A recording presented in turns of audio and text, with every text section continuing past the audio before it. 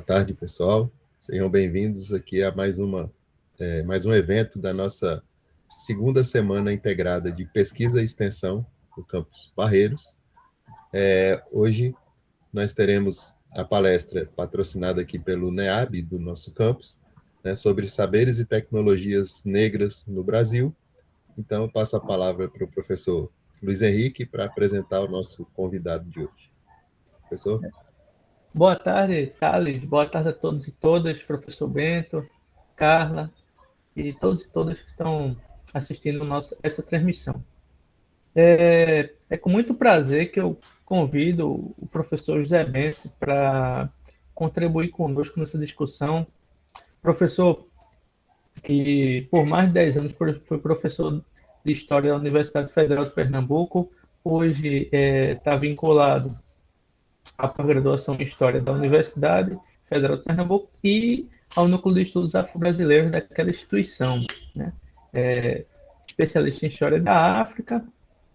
Ele contribuiu muito, né, na formação de muitos alunos, né, não só na graduação, mas para eles galgarem mestrado, doutorado, tudo a partir dessa experiência que a gente vive aqui na extensão, né? Ele conseguiu fazer muito bem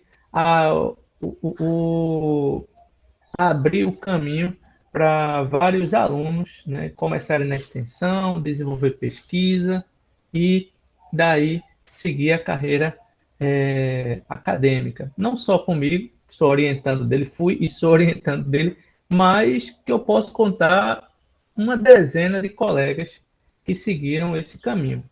Então,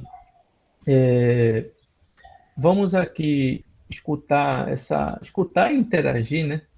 Essa fala que ele vai fazer hoje sobre os saberes e tecnologias negras no Brasil, que são os conhecimentos trazidos pelos vários povos africanos que vieram aqui para o Brasil no contexto da diáspora africana. Então, vou passar a palavra para o professor Bento e que todos aproveitem da melhor maneira possível. Ok, Luiz, obrigado, um abraço a todos vocês, organizadores aí, né, do Campus Barreiros. Como o Luiz disse, né, eu sou professor da UFPE, agora no programa de pós-graduação, mestrado e doutorado, mas na minha trajetória de professor também já dei aula para o ensino fundamental e ensino médio. E aí na UFPE nós temos o CINEAB, que é o cinema do NEAB, que a gente passa nas escolas da rede pública, né, do ensino estadual e municipal.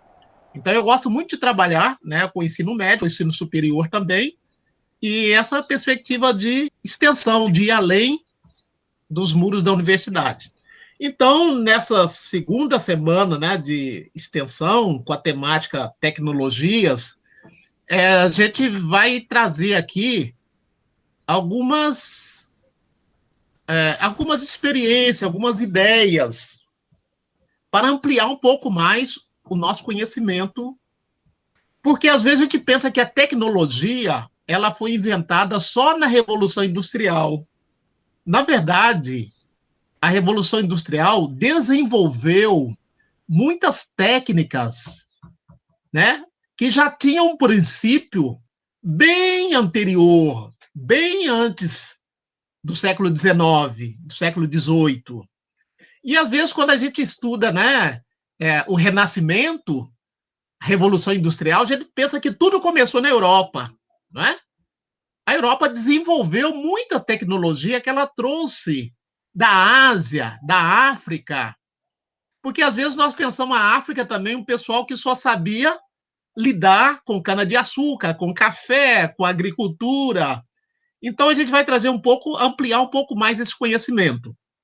Então, a gente começa aí mostrando o mapa do continente africano, que é um continente atualmente com 55 países, né?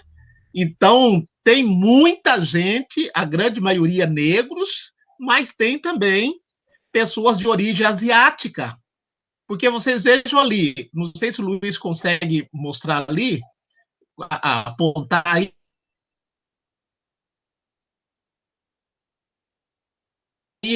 com a seta, nós temos aí o Mar Vermelho, que faz a gente faz a divisa com o Oriente Médio.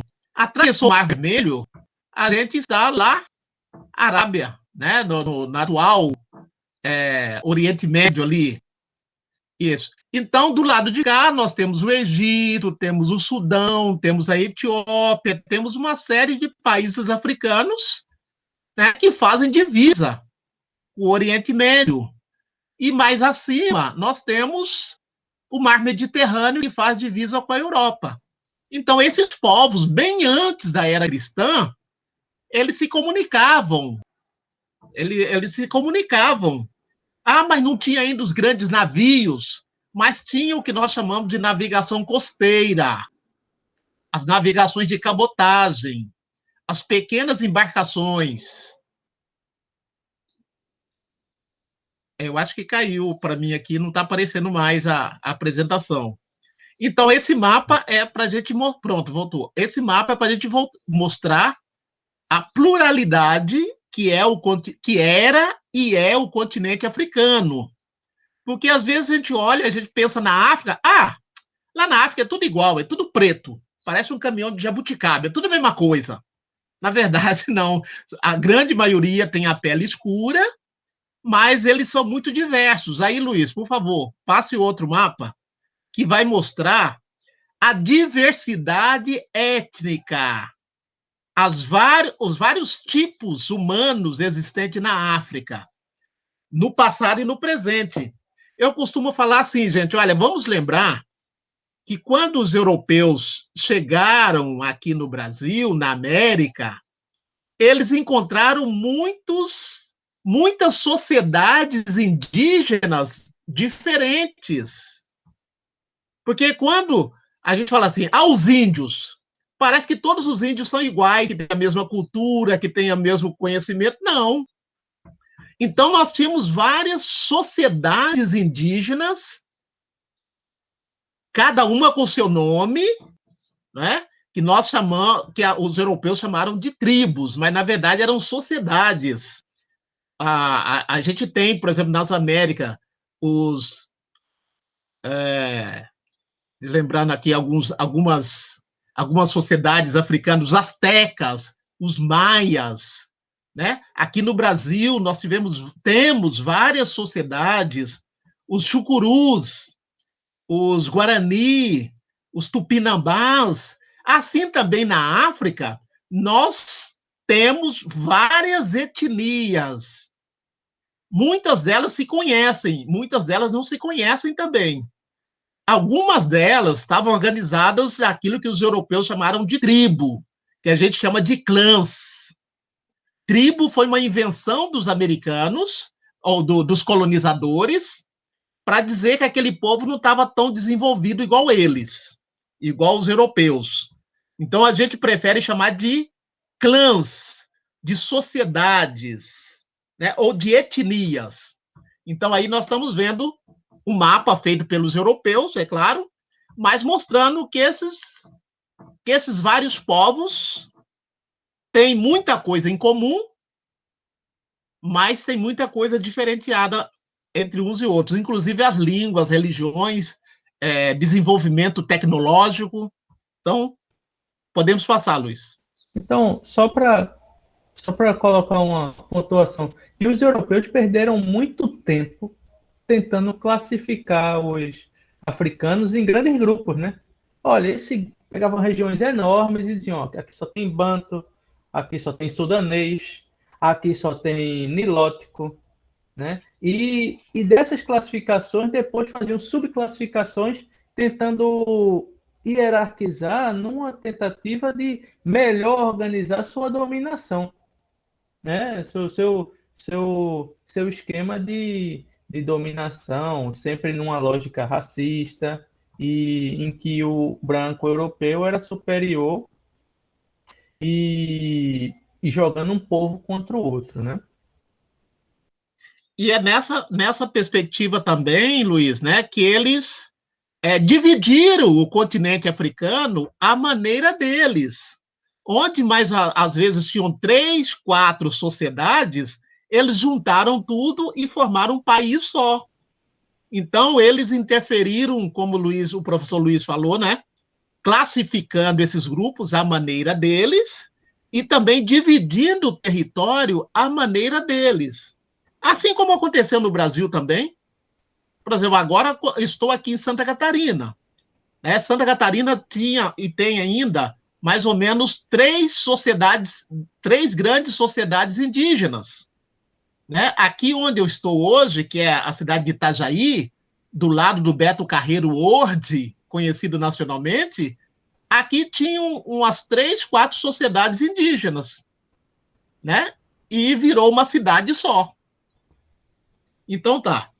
Na sequência aí, o mapa está nos mostrando algumas grandes sociedades que estavam divididas, estavam organizadas em formas de impérios, em forma de reinos.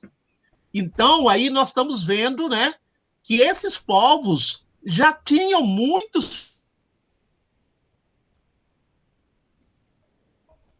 conhecimentos, eram organizados, tinha algumas delas de hierarquia, tinha exércitos. E você veja que tem ponteados. Esses ponteados aí, muitas vezes, eram viagens que eles faziam entre um grupo e outro para troca de tudo um pouco. Troca de tecnologias, né? Porque eles também uns produziam gado, outros produziam minério, outros produziam noz de cola, que daqui a pouco a gente vai mostrar o que é noz de cola. Então, não eram grupos isolados. Beto, mas como é que eles se comunicavam? Muitos deles sabiam falar mais do que a língua do grupo dele. E esses grupos, muitas vezes, também, tinham uma linguagem um pouco aparentada, um pouco semelhante uma das outras. Assim, por exemplo, nós estamos aqui nas Américas, né? Só nós aqui falamos português. Mas os nossos vizinhos falam espanhol, que é de fácil compreensão, né? Então, eles também se comunicavam à maneira deles. Tem alguns autores que falavam até numa troca silenciosa. Cada um oferecia ao outro aquilo que eles não tinham, através da mímica, então, não é? Através dos sinais. Bento, mas eles também não brigavam entre eles? Eles tinham as suas diferenças também. Eles também tinham as suas crises, as suas brigas, não é? Eles eram humanos, tão humanos quanto nós. Então, eles tinham solidariedades e tinham divergências também. Pode passar, Luiz. Uma coisa que eu não falei também, mas pode deixar aí, uma coisa que eu não falei, que muitas vezes o grande sistema de comunicação deles era através da navegação fluvial. Os rios, o continente africano é entrecortado de rios. Então, mesmo antes das grandes navegações, tinham muitas sociedades africanas que tinham conhecimento da navegação costeira, como eu já falei, a navegação de cabotagem, né, pelas costas do oceano, mas também muitos deles tinham conhecimento da navegação fluvial, através das pirogas, assim como os índios aqui também. Então, esse conhecimento, né, de técnicas de fazer barco, de fazer canoas, já era um conhecimento que eles tinham e que os europeus depois buscaram e desenvolveram com as grandes navegações, na época das grandes navegações. Mas muitas coisas eles buscaram lá. O princípio das grandes navegações estão com esses povos da Ásia e da África. Pode passar, Luiz. Então, aí nós temos também alguns reinos que, né? Alguns reinos, não sei se é possível voltar, Luiz. Algumas grandes sociedades aqui que nós temos, né? E muitas dessas sociedades já tinham o conhecimento do trabalho com a metalurgia. Às vezes, quando a gente estuda assim, olha, a idade da pedra lascada, a idade dos metais, a idade do bronze, do ouro. Muitas vezes os livros didáticos não falam aonde que isso aconteceu. Em quais desses locais que o ser humano começaram a transformar os minérios de ferro em utensílios domésticos, em enxada, em foice, em machado. Em quais os lugares que eles começaram a diferenciar o diamante do ouro. Isso bem antes da era cristã. Então, tem um livro aqui do historiador, eu vou ler só um trechinho, do professor que estudou muito a África, ele é brasileiro, nordestino, inclusive, se não me engano, do Ceará, Alberto da Costa e Silva, que foi embaixador em vários países da África. Então, ele escreveu um livro, vários livros sobre África, e ele diz assim, olha, desde pelo menos 600 anos antes de Cristo, a África conhecia a metalurgia do ferro. Os nativos adotavam uma técnica de pré-aquecimento dos fornos, que depois só foi desenvolvido na Europa no século XIX. Que essa técnica permitia que eles transformassem o ferro em aço, com uma qualidade comparável e até superior às usinas europeias do século XIX. Então, veja, lógico que eles não desenvolveram, porque eles não tinham necessidade de desenvolver para fazer grandes indústrias. Eles desenvolveram essas ferramentas para a sua subsistência, para a sua pequena agricultura. E outra coisa, gente, esse conhecimento, ele era de um determinado grupo, não era todo mundo que conhecia o segredo de transformar o ferro em aço. Então, eles acreditavam que alguns grupos receberam, né, dos seus antepassados esse conhecimento. Então, esse conhecimento, sobretudo dos ferreiros, quem era ferreiro era muito respeitado, porque o ferreiro é aquele que meio que fazia uma mágica. Como transformar o minério de ferro em aço? Então, era uma tecnologia que estava muitas vezes na mão de um grupo que foi se tornando um grupo mais elitizado, um grupo mais assim respeitado, um grupo que sabia fazer excentricidade que os outros não tinham. Até tem um livro de uma professora que chama assim, ó, Homens de Ferro, os ferreiros na África Central do século XIX. Então, todo esse livro aqui, ela conta, né, essa tecnologia do ferro que se tornou uma riqueza na mão de alguns grupos africanos. Até na religiosidade de origem africana, tem uma entidade que é o protetor do ferro, Ogum. Ogum é o guerreiro, aquele que sabe fazer a espada, que sabe fazer o machado. Então, ele ficou sendo reconhecido como um semideus. Então, esses grupos que tinham conhecimento do ferro falavam o seguinte: sabe por que nós conhecemos essa tecnologia? Porque o nosso antepassado, o fundador do nosso povo, o nosso fundador, o nosso orixá, orixá quer dizer o fundador do grupo, ele é que nos deu esse segredo. Então, eles tinham uma explicação mítica religiosa para a origem de alguns conhecimentos, de algumas tecnologias, tá? Então, ali, esse mapa que o professor Luiz aponta aí, são os reinos, né? Impérios da África na antiguidade. Porque a gente costuma pensar muito no Egito. Mas antes do Egito, nós tínhamos muitas outras civilizações anteriores aos egípcios e contemporâneas aos egípcios também, né? Aí o mapa aparece a Etiópia. A Etiópia... Luiz, tu consegue apontar? Não, né? O que é que tá passando aí? Consegue... Ali, a Etiópia. Era naquele mapa mesmo, pode ser. Tudo bem, pode ser esse aí também, não tem problema não. Essa região aí da Etiópia, chamada hoje Etiópia, era chamada também Kush, o império de Kush, que também era o reino de Aksum.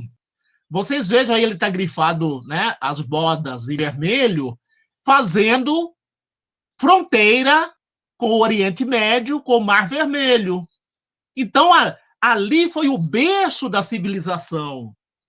Só para lembrar, essa região da Etiópia, ela nunca foi colonizada pelos europeus, porque era um povo muito organizado, um povo guerreiro, um povo forte, e só na Segunda Guerra, por mais ou menos um ano, eles ficaram sob o domínio de Mussolini, mas não chegaram a ser colônia. Não sei se vocês conhecem, mas podem ter a curiosidade, algumas músicas, por exemplo, do Bob Marley, do Jimmy Cliff, do pessoal Rastafari, né, do Edson Gomes, né, cantor e compositor, eles elogiam muito a Etiópia como berço da civilização, o lugar da resistência. O rastafarismo tem origem ali. Então, o rastafarismo é uma forma de organização política, social, religiosa, que remontam, né, à época muito antes de Cristo. Então, nessas regiões desenvolveu-se muita tecnologia. A gente ouve falar muito das pirâmides do Egito, mas essas pirâmides do Egito não foram exceção. Depois nós vamos ver que tiveram outras grandes construções aí nessa região da África. E, por exemplo, para construir a pirâmide do Egito, as pirâmides, eles tiveram que ter um mínimo de conhecimento de matemática, de álgebra, né? Que a gente aprende muito, né, no ensino médio, na minha época tinha geometria, né? Os triângulos. E da onde é que eles arrastaram aquelas pedras para chegar até lá? Então precisou de muita engenharia para construir essas pirâmides que estão lá até hoje, né? Pode passar, Luiz. Pessoal, quiser interagir, estamos aí, viu? Então, aí nós temos a região do Zimbábue. Zimbábue hoje é um país próximo da África do Sul, que foi um grande império de onomatopeia, né? Então, era um grande império e esse império ele foi bastante combativo na época da colonização inglesa. É por ali que estava Zulu, né? O grande símbolo da resistência africana na região da África do Sul foi o império comandado por Zulu. Então, nessa região ali, nós temos, inclusive, muitas construções que é patrimônio histórico da humanidade, que são contemporâneos do Egito ou até anterior. Então, Zimbábue significa construção em pedras. E veja aí, essa aí a cultura material. Pode voltar lá um pouquinho, Luiz. É a cultura material de um grande império, o Império do Zimbábue. Podemos dizer assim, tipo um castelo. Tudo construído em pedras. Agora, é importante a gente dizer, olha aí, ó, que na época dessas construções, gente, precisou de muita engenharia, muita tecnologia, porque não tinha o cimento, não tinha argamassa. Então, o que era necessário? Necessário fazer que essas pedras se juntassem com uma técnica, e era muito utilizado aí vamos dizer assim, o óleo de palma. Bento, o que é o óleo de palma? É aquilo que aqui no Brasil nós chamamos de dendê.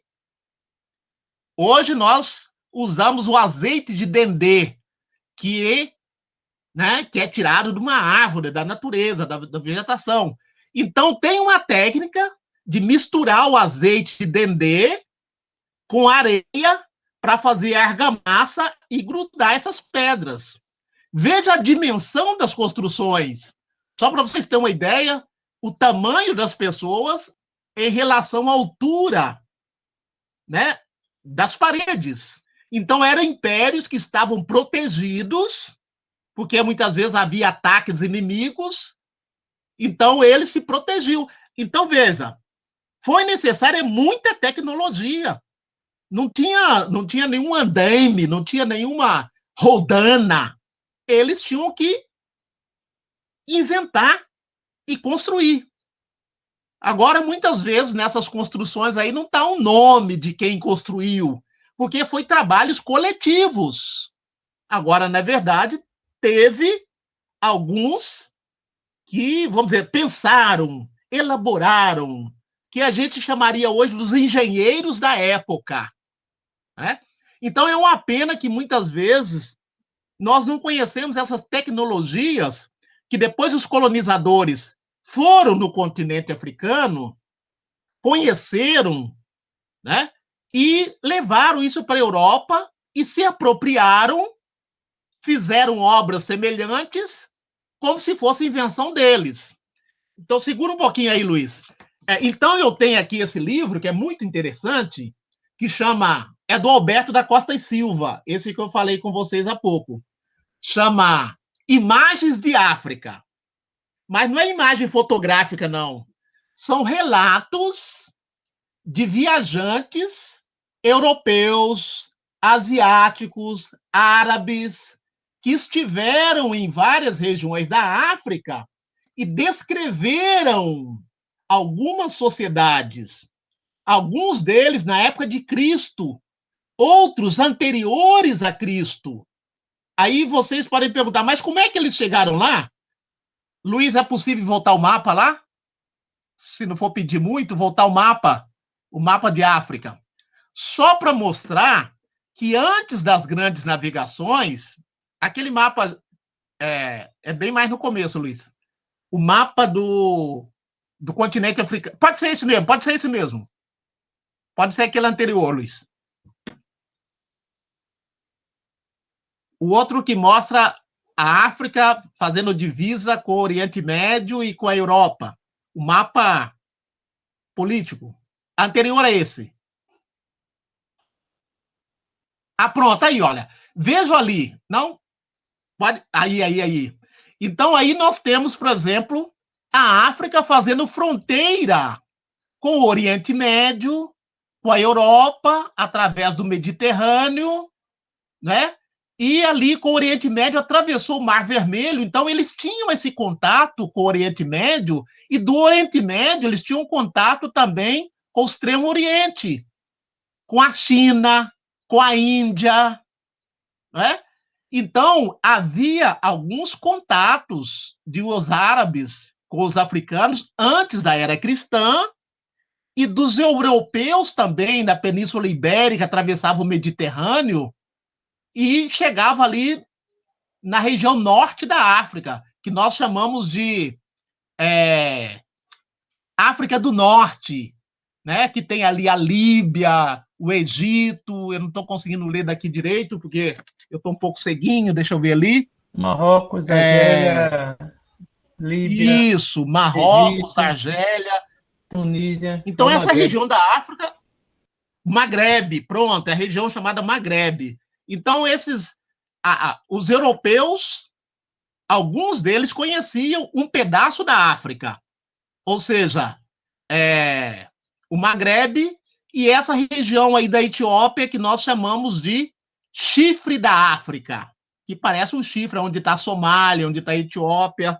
Então, eu tenho aqui, por exemplo, nesse livro que eu mostrei a vocês, tem alguns relatos de alguns viajantes que passaram pela África em vários momentos e fizeram uma descrição.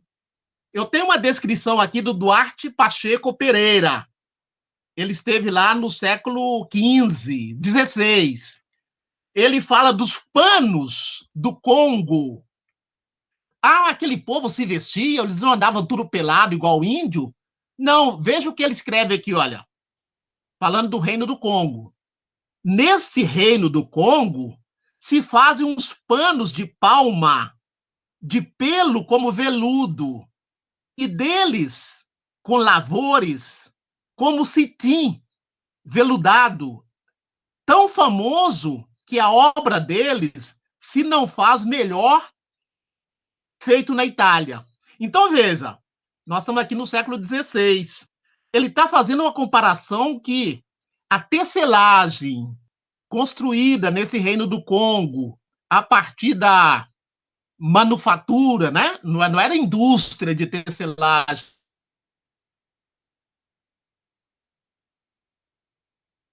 mas era feito à mão. Ele está dizendo que a qualidade desses é tão ou melhor do que os produzidos na Europa no século XVI, XVII. É muito conhecido nosso nessas... Aí o Luiz já está apresentando também algumas técnicas de tinturaria. Isso aí na região de Madagascar, ou Madagascar, na ilha de Madagascar. Gente, esse aí é o princípio do jeans, o Índigo Blue. Lembra da música do Gilberto Gil? Índigo Blue? Então, ali nós estamos vendo, na imagem à esquerda, as pessoas fazendo essa técnica, né, de transformar uma planta índigo, fazendo um processo lento, doloroso, de transformar em tecido. Então, o princípio do que nós chamamos de jeans vem lá da África e também da Ásia, da antiguidade.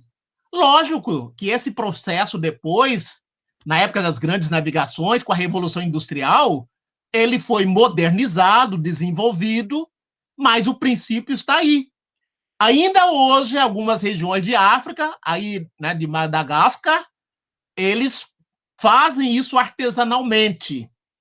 Então, quando os europeus iam na África, não era só para buscar escravizados, não. Era para buscar também conhecimento, tecnologia, como essa que eu estou mostrando aí, através dos slides, né, que o Luiz organizou, né, e que a gente está apresentando a vocês. Depois, tem um outro viajante, Duarte Lopes e Felipe Pigafetta, que fala dos panos também, os panos de ráfia. E porque estamos nessas terras, a leste do Rio do Congo, impõe-se mencionar a arte maravilhosa que tem a sua gente de fazer os mais diversos panos, como veludos, com ou sem pelos, brocados, cetins, sendais, damascos. E aí, então eu estava falando também que tem muitos quadros do Debré, que foi um pintor francês que esteve no Brasil e pintou muito as mulheres vendendo o pano da costa. Um pano que era produzido na costa da África, na África Ocidental. Ainda hoje, nos cultos afro-brasileiros, no candomblé, na umbanda, né, usa-se muito para fazer as vestimentas, para fazer os adereços, o pano da costa. Pano da costa.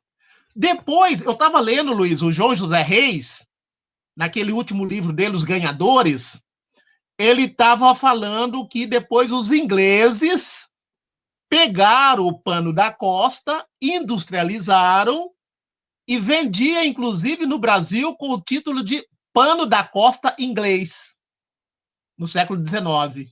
Então, são tecnologias que nos remetem ao continente africano, que anterior à Revolução Industrial, anterior às grandes navegações, e que às vezes nós pensamos que foi invenção, né, do Ocidente. Aí eu não sei agora onde nós estamos, Luiz. Tenta voltar um pouquinho. O professor, só uma consideração. Oi. Eu estava assistindo uma reportagem da BBC E eles falando, né, dos panos da costa ali da região de Gana, que até hoje é conhecida por fazer tecidos muito bons, né? Inclusive, naquela época que a gente tinha muito intercambista africano aqui, eles traziam tecidos de lá para cá, inclusive Cecília, minha esposa, comprou um bocado e tá até hoje aí nenhum desbotou nem nada. Assim, tecido com mais de tem uns 10 anos aí, não aconteceu nada com tecido até agora. Mas enfim, eles produzem ainda muito tecido lá, mas que aquela região da África está sofrendo com a maior concorrência para esses tecidos são peças usadas da Europa, né? Feitas em marcas com tecido de baixa qualidade, né? Que vão lá para a África e concorrem com esses tecidos. Então, para mostrar essa concorrência, a reportagem fez uma grande explanação sobre a técnica desses panos da costa, que são muito resistentes, muito bons, e fizeram uma comparação com os tecidos atuais da moda, dessa moda mais descartável que a gente tem hoje. Mas, enfim, só para falar do pano da costa, que até hoje é bom e resistente. Quanto à parte, a gente está aqui ainda no sul da África. Eu vou voltar um pouquinho. Certo. Pode voltar. Enquanto isso, falando desses panos, não era todo mundo que fazia o pano também, não. Haviam grupos étnicos que eram expert, né, nesse conhecimento. E aí eles também diziam, sabe por que nós sabemos fazer esses panos muito bem? Porque esse conhecimento é uma herança ancestral, uma herança que vem dos nossos antepassados, é um segredo nosso. Então vamos dizer assim, eram corporações de técnicos que eles tinham esse domínio do conhecimento e às vezes passavam para os seus descendentes ou trocavam esse conhecimento com outros grupos que não tinham o conhecimento deles e que eles não tinham o conhecimento dos outros grupos. Então, aí nós temos, por exemplo, alguns desses, vamos dizer assim, desses homens de ferro, transformando de uma maneira artesanal o minério de ferro em aço. Esse capacete deles aí é um capacete simbólico também, né? Que mostra que esses são os mestres é, os mestres do ferro, vamos dizer assim. Então, era todo. E esses conhecimentos eram passados dos mais velhos para os mais novos. Pode seguir. Então, vejam, quando os Só um minuto, africanos professor. também foram. Quando os europeus foram buscar os africanos para transformá-los em escravizados, eles buscavam aqueles que tinham conhecimento, por exemplo, que sabia tirar o ouro, porque não é qualquer um que sabe descobrir, diferenciar o ouro de outros minérios. Então, esses grupos que eram levados para Minas Gerais, para a região do minério, eles já vinham de África com esse conhecimento. Né? Por exemplo, eu fui criado lá em Minas Gerais e lá a gente tem muito o conhecimento de algumas ferramentas específicas dos garimpeiros. Tem um instrumento feito de madeira que é chamado de bateia, ou bateia, que tem toda uma. É tipo uma peneira, mas que não é furadinha.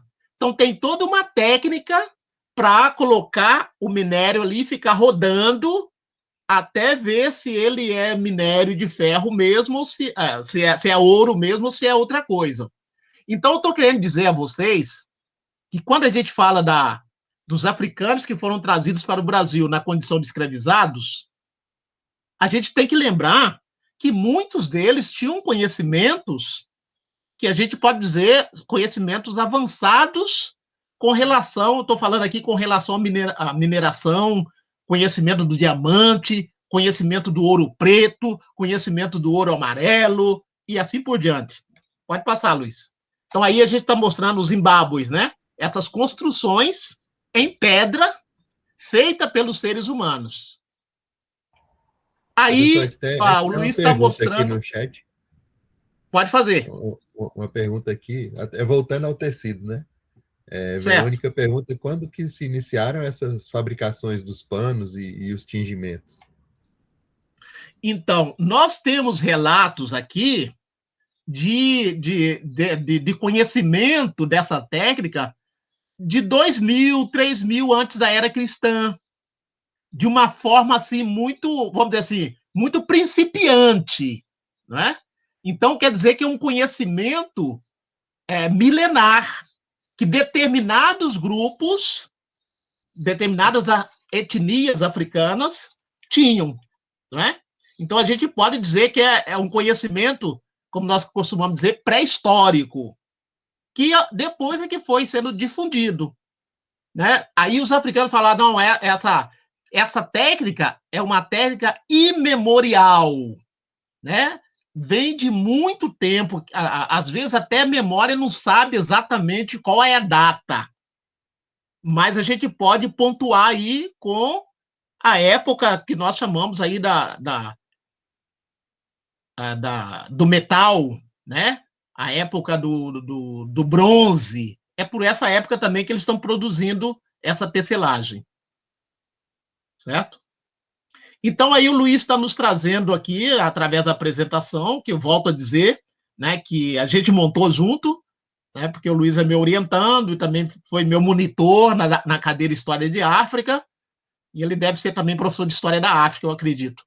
Então, aqui nós temos, por exemplo, alguns impérios que muitas vezes conviveram contemporaneamente e, às vezes, outros, foram substituindo os outros, né?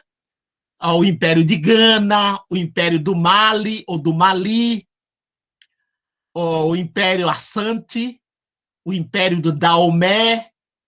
E, inclusive, gente, quando eu trabalho com os alunos, eu busco aquelas letras do maracatu, porque muitas vezes a letra do maracatu está falando do reino de Oió, está falando de Daomé, está falando de Oranian, estão falando de Assante, estão falando de Nizinga.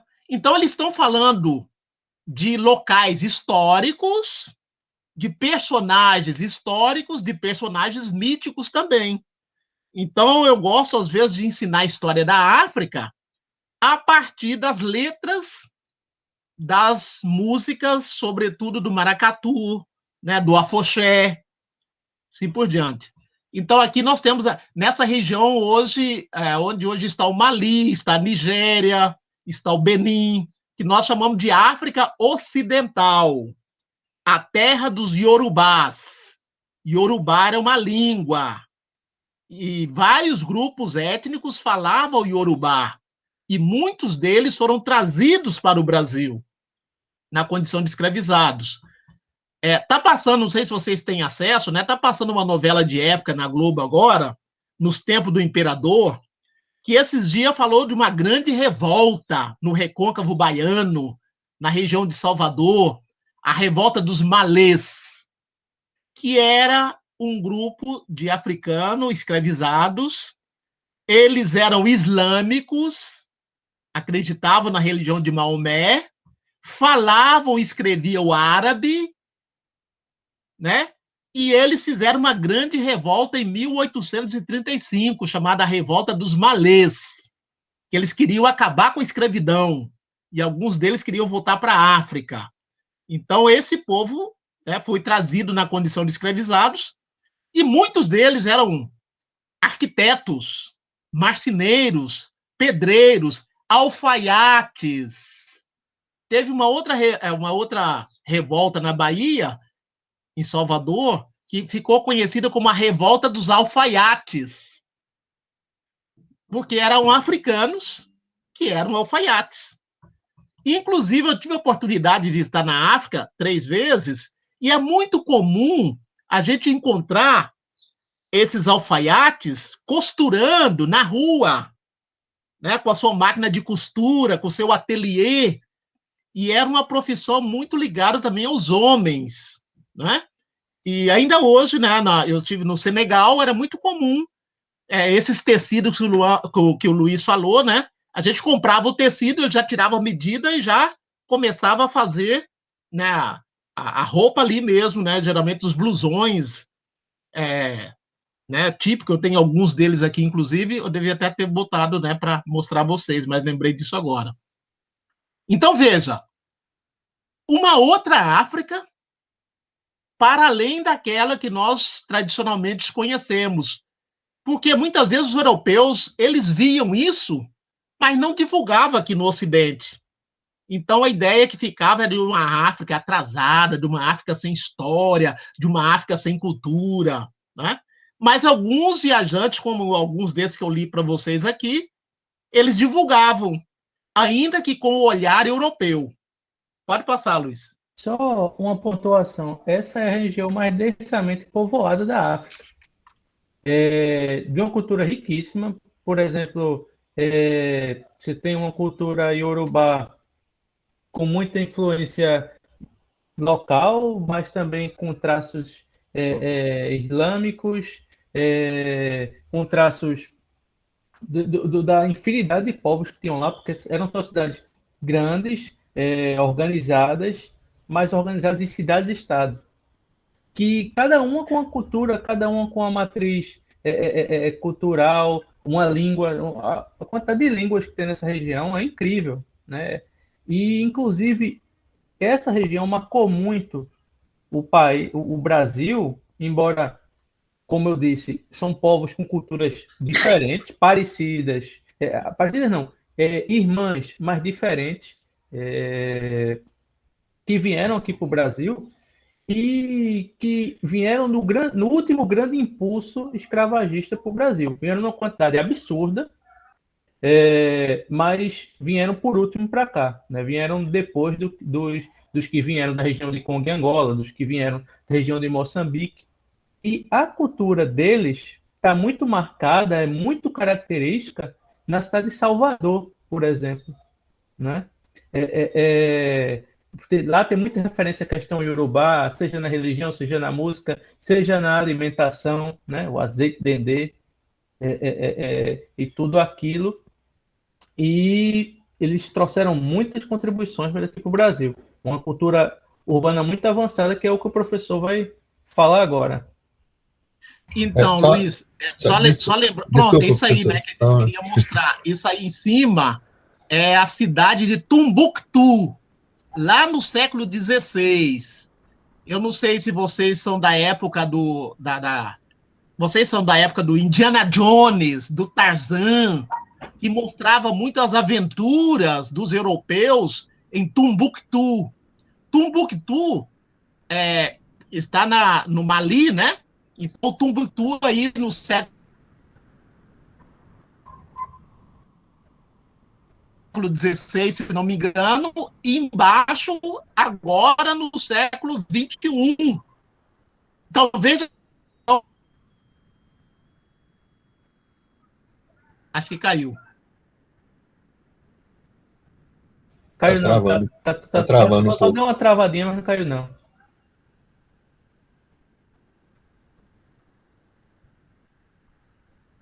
Agora travou de novo. Será que ele caiu? Deve ter caído. Um tempinho que ele volta. Então, deixa eu só voltar aqui o slide para Verônica. Eu ia perguntar para ele aí, não tem muito a ver com o tema do assunto, mas dos que vieram para o Brasil, eles vieram de que região, especificamente? De todas as partes da África ou em alguma região mais específica? Não, a gente tem 3 grandes regiões que vieram aqui para o Brasil, em épocas distintas. Os primeiros que vieram para cá, né, no início da cana e tal, vieram da região de Congo e Angola, que é mais ali do meio para o sul da África, certo? Da região ali da foz do rio Kwanza e do rio Congo. Entre a foz do rio Kwanza e do rio Congo. Fala do sul para o norte, né? O rio Congo é acima, o rio Kwanza é embaixo. E aí a gente vai ver e vão vir aqui para o Nordeste e tudo mais, para a cultura da cana, depois vão para o Sudeste. Quando se descobre a metalurgia do ouro lá em Minas, vão começar a trazer do outro lado da África, do Zimbábue. Vão vir do Zimbábue porque eles eram especialistas na metalurgia do ferro. Então, muitos vão para Minas. E eles têm uma composição física diferente dos de Congo e Angola. Eles são mais, digamos assim, mais magros e compridos, sabe? E vão se concentrar em Minas. Quando a gente está falando ali do meio para o final do século XIX, e sobretudo no início do século XVIII, e no início do século XIX, onde já começa a se falar de fim da escravidão, de abolicionismo e tudo mais, por conta que a Inglaterra tinha muitas bases navais perto de Angola, né, no caminho ali no caminho ali de Moçambique, os portugueses vão começar a trazer escravos dessa região aqui que está no slide, que é a região dos Iorubás. Mas isso também não vai acontecer do nada, não.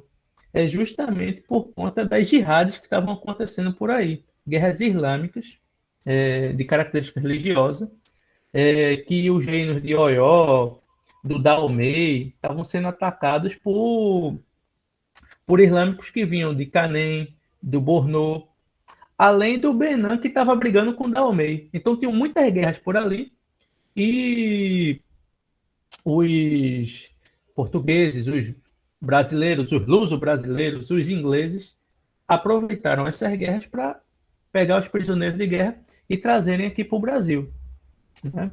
E uma quantidade absurda desses provenientes da região iorubá se concentraram na região de Salvador. E vieram para o Recife também, mas terminaram se concentrando na região de Salvador, até por conta, digamos assim, das redes de comércio de Salvador, que estavam mais bem posicionadas ali na região do Daomei. E as redes de comércio daqui tinham agentes no Benin, né, que era o inimigo do Daomei, mas eram mais posicionados para a região de Angola e Congo. É só uma questão de, assim, estou falando de vida de pessoas, estou falando tudo mais, mas para facilitar a compreensão, era uma questão dos fornecedores, dos reinos fornecedores. Deu para entender detalhes? Sim, sim. Então quer dizer que a história que o professor falou antes, que vieram pessoas que tinham conhecimento na extração do ouro e de metais. Então, isso não foi por acaso. Descobriram que alguém que veio estava lá. Ele já foi trazido especificamente para isso. Justamente. É uma estratégia. Inclusive, tentaram trazer de Gana, mas não deu certo. Primeiro porque a metalurgia em Gana era diferente, né? Eles tiravam ouro do chão, literalmente, como se tira cenoura. E segundo que tentaram entrar em Gana, no Mali, e não conseguiram, se deram muito mal. Porque a cultura lá urbana é muito forte, eram reinos enormes, fortíssimos, e que, diferentemente da região de Oió, do Daomei, do Benin, que estavam em guerras fratricidas, lá, Gana, Mali, Songhai, não, eram reinos muito hierarquizados e os europeus não se criaram por lá. Pode voltar, professor. Luiz, Oi. Nesse slide aí, qual é a referência desses anos? Eu não entendi a marcação. Porque esse 400 a 1.200, 400 a 1.600... Ah, sim. É a época da hegemonia, né? Porque eram, por exemplo, Gana. Gana começou a ter hegemonia na região entre 400 a 1.200 depois de Cristo. Aí chega o reino do Mali, que se sobrepõe a Gana. Não quer dizer que Gana desaparece, mas o Mali vira o centro daquele comércio. Depois, Borno também vai ter uma influência na região. Canem. E, por último, Songhai, né? Que vai se juntar, né? Que vai controlar aquela região como um todo. E do outro lado, Canem vai se juntar com Borno. Songhai Gana e o Mali vão começar a ter um contato muito mais com o norte da África do que com o sul, porque esse rio ele faz uma curva que leva para o sul. Ele vai ter contato muito mais com o norte. E Canem, Borno vai fazer mais contato com essa região aqui de Oió e Dahomey. Então, esse contato de Canem e Borno com o sudoeste aqui, vai fazer com que pessoas dessa região venham aqui para o Brasil. Diferentemente do mais ao norte aqui, que além de estarem mais organizados de forma a resistir os europeus, eles não vão querer contato com os europeus de forma alguma. E vão resistir. Deu para entender, Verônica? Deu sim. Aí no caso, mesmo essa maior organização, a impressão que dá é que essa organização se deu até quantitativamente, né? Não sei se soma de povos, posso dizer assim, e isso fortaleceu eles, inclusive, a resistir aos europeus. Também. É isso. Eles eram mais coesos culturalmente, porque o rei, de repente, se converteu ao islamismo e impôs aquilo ali.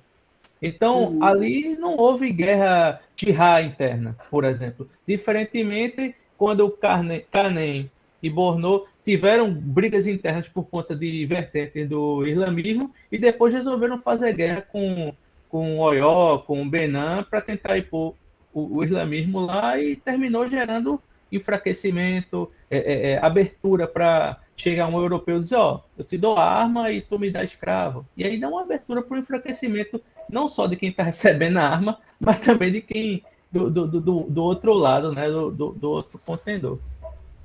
Entendi. Não, muito bom. Pode voltar, professor Bento. Beleza, Luiz. É que eu tive problema na comunicação aqui, né? Vocês sentiram isso. Aí, nesse problema da comunicação, me fez lembrar que no continente africano, tanto no passado quanto no presente, tem uma entidade que é a entidade da comunicação, né? A gente poderia dizer assim, o patrono da comunicação, aquele que leva e traz, é Exu. Exu é um orixá, é uma entidade africana que representa a comunicação, a mensagem. Por isso que muitas vezes as oferendas dadas a ele é na encruzilhada, porque ele é que mostra o caminho. Então, na região da Nigéria hoje, o patrono da comunicação, da tecnologia, né, sobretudo da comunicação de massa, né, da internet, que muitas vezes nos deixa na mão, é o Exu. Então, veja, para eles criaram entidades protetores, que foi essa entidade que nos deu esse conhecimento. Infelizmente, aqui no Ocidente, por conta também do catolicismo e do cristianismo, Exu ficou sendo símbolo de tudo que é ruim, do pecado, do feitiço e coisa parecida. Mas, na verdade, Exu é uma entidade muito respeitada por conta da comunicação, da fala, da comunicação, da mensagem, etc. e tal. Então, pode passar, Luiz. Só para a gente fechar essa questão aqui quando a gente está falando de divindades e tal, e só para talvez alguém não entenda como era organizado isso daí, eu só vou dar uma explicação bem rapidinha. É o seguinte, essa região aqui dos Iorubás, né, existia, cada cidade-estado, mais ou menos, tinha uma divindade que era protetora do seu grupo, né, que explicava a história daquele grupo. Por exemplo, Oió era um lugar onde tinha muitos ferreiros. Então, a divindade, né, eles vão explicar, eles têm essa habilidade com ferro em relação a um ancestral em comum que aquelas pessoas daquela cidade-estado tinham. Que aí vai ser justamente a divindade relacionada ao ferro, né, que agora eu me esqueci. E na cultura de um grupo predominante, né, sobretudo os iorubás, essas divindades que vão ser coletivas vão ser os orixás. Já no grupo adversário deles, que era o do Dahomey, que os iorubás chamavam eles de Jejes, mas é um grupo muito próximo. a divindade era individual, que eram os voduns.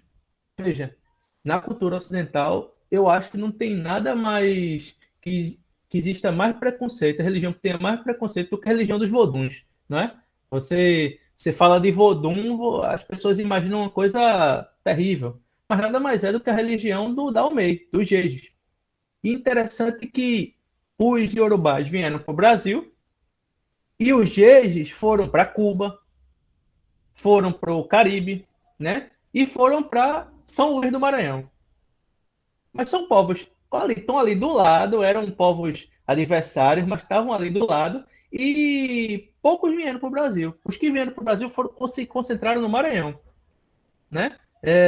E a diversidade cultural ali é riquíssima, dada a cultura urbana que eles tinham também. Mas pode continuar, professor.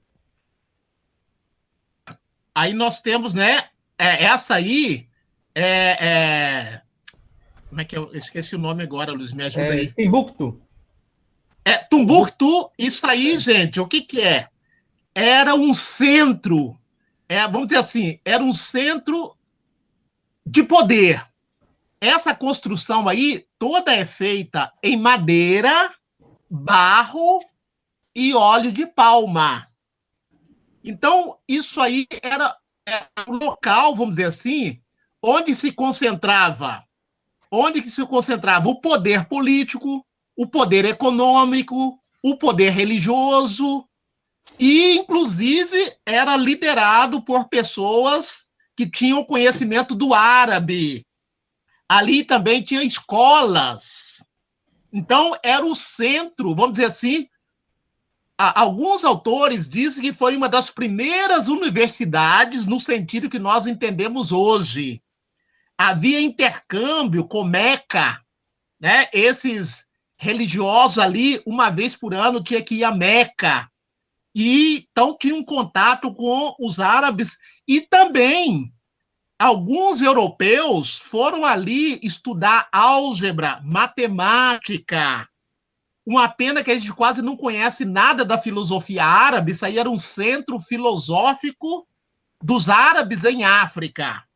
Então, veja essa construção aí também, remontando o que nós falamos anteriormente, remonta aí para a época da Idade Média, por aí, século XII, XIII.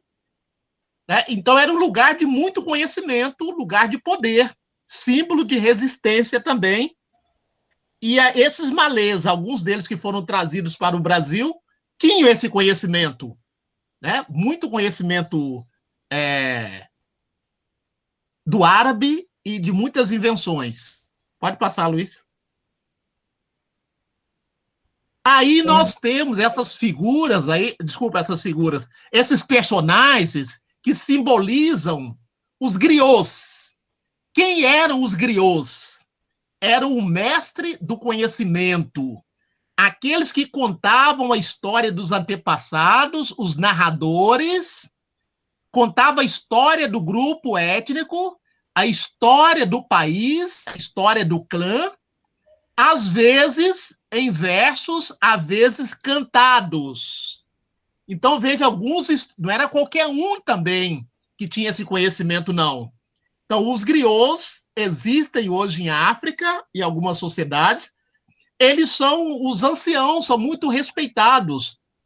Até tem um historiador africano que fala o seguinte: olha, em África tradicional, quando morre um ancião, é como se tivesse incendiado uma biblioteca, dada a importância desse conhecimento, né? Aí a gente vê alguns instrumentos deles, né, que tem essa função, uma função didático-pedagógica, né? São os griots. Pronto, isso aí tem o nome dele em latim, Cola acuminata, nome científico da cola, planta nativa africana. Então, popularmente, isso aí é chamado de noz de cola, que aqui no Brasil também é conhecido como obi ou como orobô. é uma semente de uma árvore, vocês podem ver, ela está aberta.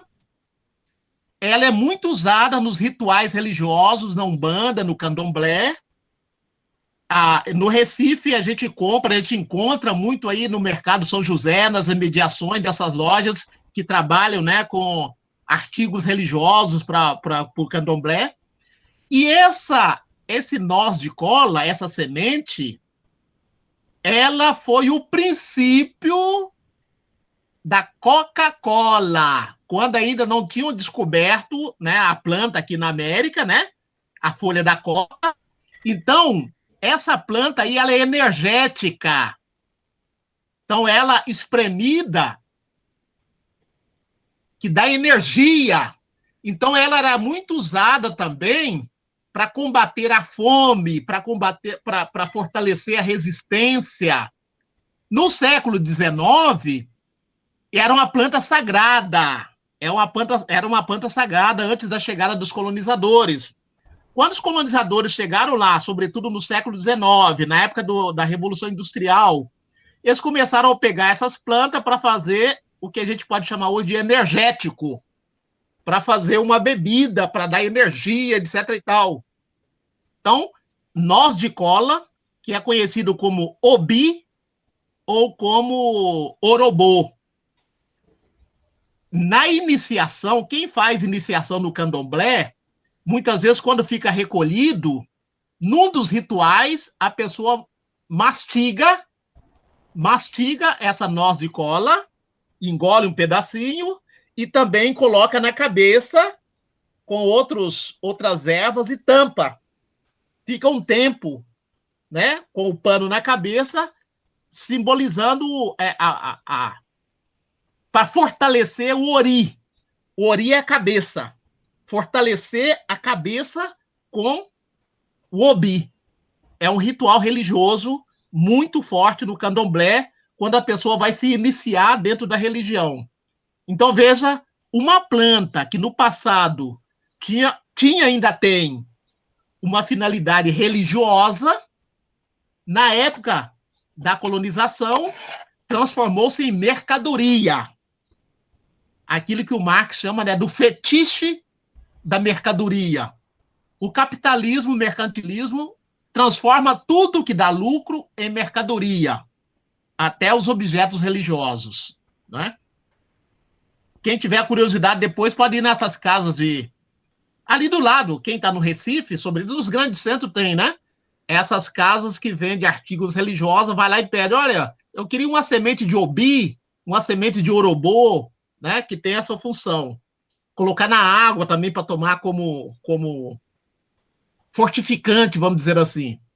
Essa aqui, então, é o símbolo, né, de um Oni, né? O que é um Oni? É um Obá.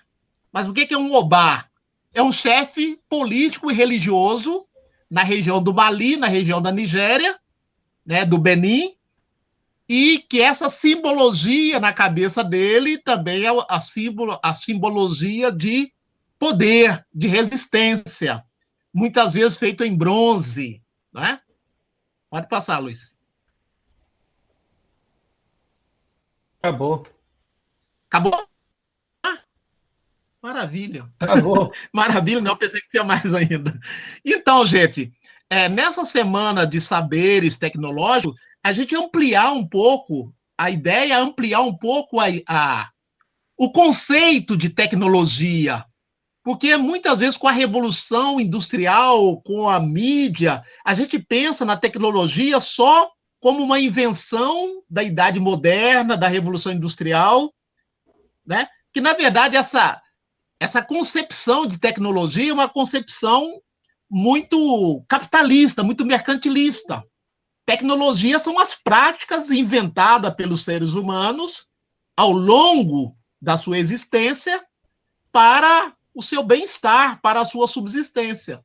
Então, a ideia foi mostrar uma outra África diferente daquela tradicionalmente mostrada até ainda hoje nos livros didáticos, né?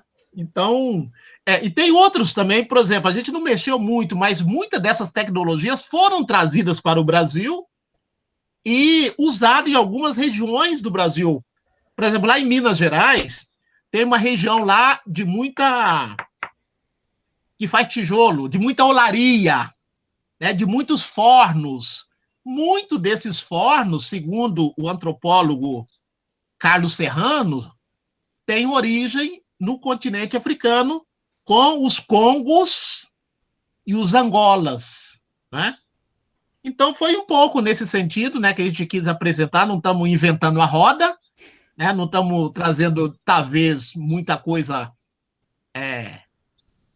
nova, mas conhecimentos que estão perdidos muitas vezes, né, e que a gente precisa recuperar para mostrar que o Brasil, como diz Alberto da Costa e Silva, o Brasil foi civilizado pela África. Mas como assim, Bento? O que ele quer dizer o Brasil foi civilizado pela África? A grande influência que a África trouxe para o Brasil, não é? Civilizado nesse sentido de trazer conhecimentos, não no sentido da civilização europeia, ocidental, cristã, burguesa, no sentido de trocas. Para encerrar, tem um livro que eu gosto muito, é do Pierre Verger, Fluxo e Refluxo. Ele mostra que, assim como o Brasil recebeu conhecimentos de África, a África recebeu muitos conhecimentos do Brasil também. Sabe por quê? Porque muitos africanos retornaram para o continente africano e levaram o conhecimento brasileiros para lá. Tem um documentário no YouTube que chama Atlântico Negro, na Rota dos Orixás.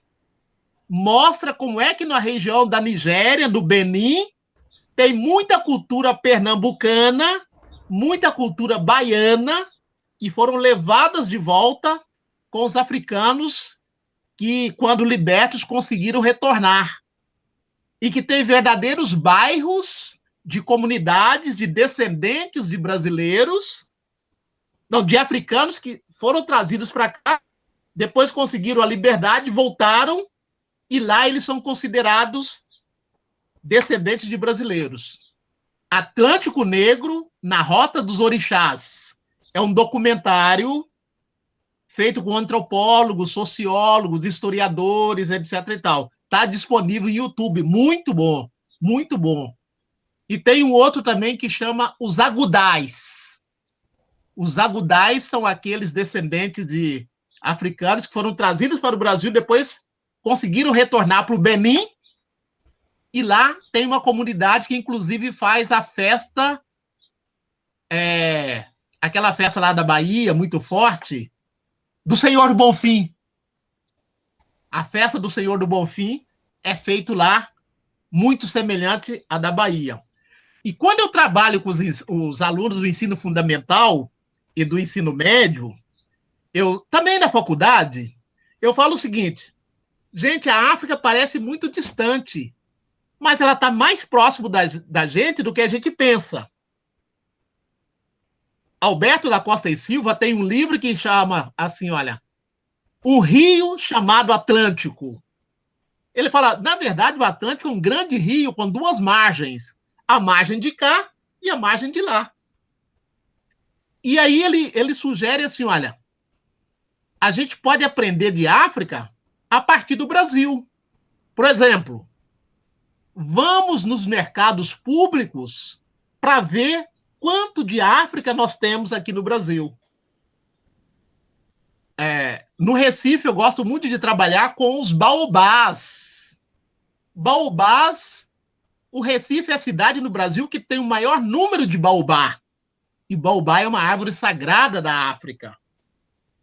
Então, a gente pode buscar aquilo que nós chamamos aqui no Brasil de africanidades. São culturas africanas que estão do nosso lado e às vezes nós nem conhecemos. Aí a gente pode trabalhar com a língua portuguesa, pode trabalhar com a capoeira, pode trabalhar com a música, pode trabalhar com a religiosidade, pode trabalhar com o artesanato. São algumas dicas, né, para quem já está aí, né, no magistério, seja no ensino médio, no ensino fundamental, e que quer trazer uma outra África, porque esses ensinos assim nos ajudam a desmontar o preconceito, o conceito falso que se tem de África, de uma África em negativo. Então, acho que uma das grandes importâncias de nós do NEAB, né, Luiz, é trazer essas reflexões para mostrar que os africanos, assim como tantos outros que vieram para cá ou foram trazidos para cá, deram a sua contribuição, não só na condição de escravizados. Então, eu agradeço aí a oportunidade, né, de ter conversado com vocês, às vezes muito entusiasmado, né, porque é o meu jeito de ser, eu não sei dar aula sem estar entusiasmado, né, mas eu não quero impor nada, não. É o entusiasmo mesmo pelo prazer de fazer, tá? Não, eu que agradeço, professor Bento. Inclusive, eu estou pondo aqui o link do documentário que a gente fez, do Memórias do Sagrado, África e Africanidade na cidade do Recife, que a gente fez lá no âmbito do NEAB, da Universidade Federal de Pernambuco. Rômulo lembra aqui também que lá no campus tem dois baobás bonitos e tal. Eu até boto o carro debaixo dele e dá uma sombra bonita danada. Aí, Luiz, tem um documentário muito bom no YouTube também, os baobás em África e no Recife. Eles fazem né? Mostra o baobá em várias sociedades africanas e os vários nomes que os baobá têm, em Moçambique, em Angola, e mostra também um documentário que fizeram dos baobás do Recife. E Pojuca tem Tem um bem grande. Inclusive, gente, eu pesquisando os jornais do século XIX, ele fala desse baobá de Tijucas, né? Então, de Ipojuca. Tijucas é uma cidade que tem aqui perto, de Ipojuca. É um baobá centenário que, inclusive, foi tombado como patrimônio, se não me engano, né? Então, o baobá é um símbolo muito forte de ligação entre Brasil e África. Assim, o baobá é o que permeia a África quase toda, né? A África subsaariana quase toda tem baobá, e o baobá tem um significado muito forte lá. O pessoal está aqui agradecendo ao senhor, e realmente eu agradeço muito, porque, como eu disse no início, o senhor conseguiu fazer que seus alunos seguissem uma escadinha muito bem trilhada, né? Desde o ensino, que o que eu quero fazer aqui no NEAB é começar ali na extensão, instigar o aluno, né? Chamar o aluno na extensão para ele entrar na pesquisa, né? Comigo ou com outro orientador, enfim, que ele vá para a pesquisa, que ele se entusiasme através da extensão, que ele entre numa pesquisa e que ele vá seguindo o seu caminho, terminar o curso e talvez fazer uma pós-graduação. Então, e não foi só eu, não. Tem uma dezena de alunos que seguiu esse caminho, e quem apontou a seta foi ele. O melhor extensionista que eu conheço é ele. Ele soube fazer muito bem. Carla viu o impacto que o NEAB teve e tem lá na Universidade Federal de Pernambuco, sobretudo ali com os alunos do CE, né? Então, a gente agradece, né, as colocações do pessoal. Em novembro eu estou programando um evento, vou sentir se dá para fazer presencial ou se vai ser à distância. Talvez a exibição de um debate de Atlântico Negro, que eu acho que vai ser um documentário que vocês vão gostar muito.